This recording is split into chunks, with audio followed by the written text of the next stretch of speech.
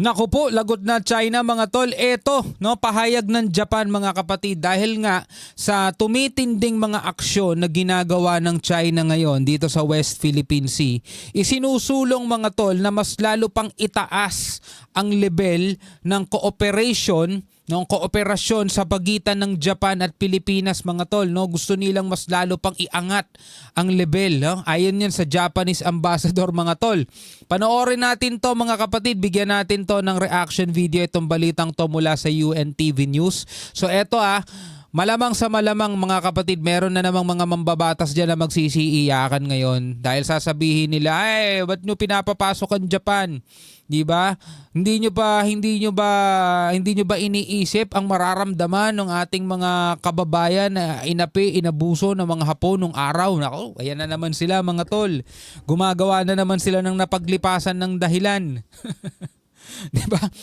Alam naman natin yun hindi naman natin maitatanggi yun mga tol di ba? May mga ginawa talaga ang Hapon nung nakaraan. Pero mga tol, huwag tayong mabubuhay sa nakaraan kung gusto nating umusad sa hinaharap. Lagi nating tatandaan yan. Alright, so bago natin to simulan, huwag mong kalimutan mag-subscribe.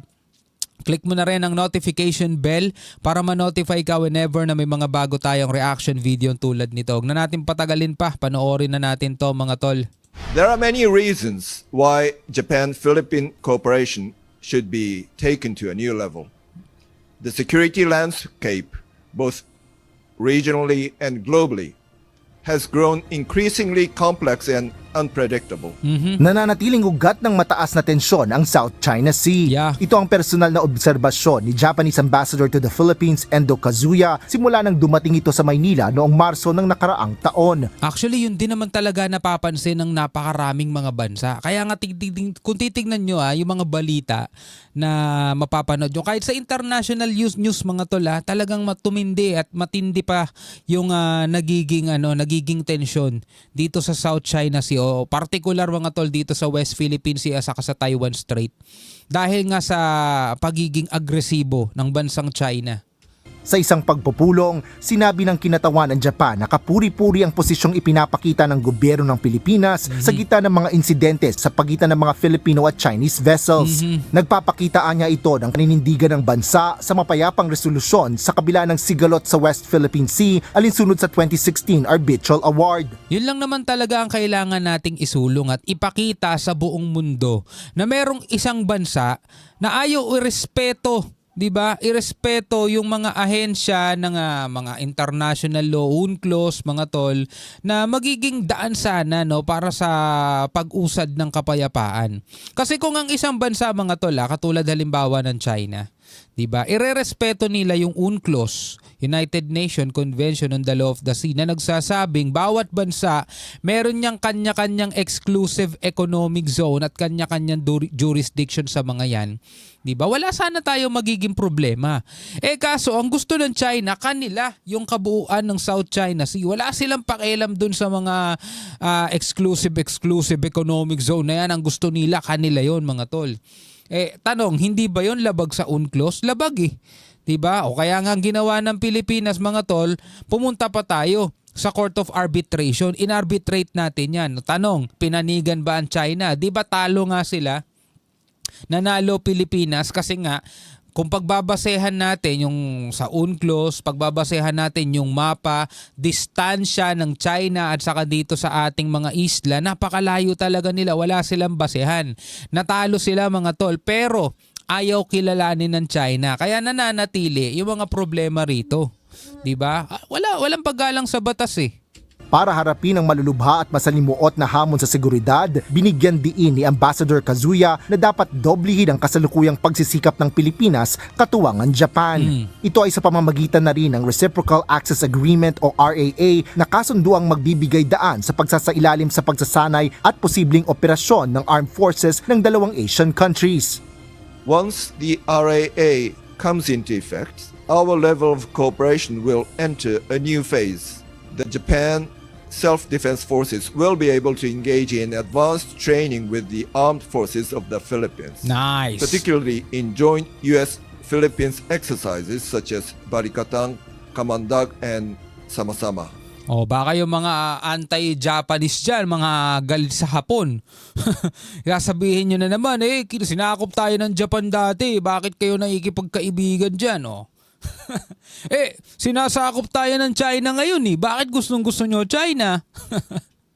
Together, we will continue to fortify our security and defense cooperation with allies and like-minded partners such as the US and Australia, sending a powerful message of our unwavering commitment to regional peace and stability, anchored on the rule of law. Nice. We will persevere in pursuing these efforts while maintaining high-level communication.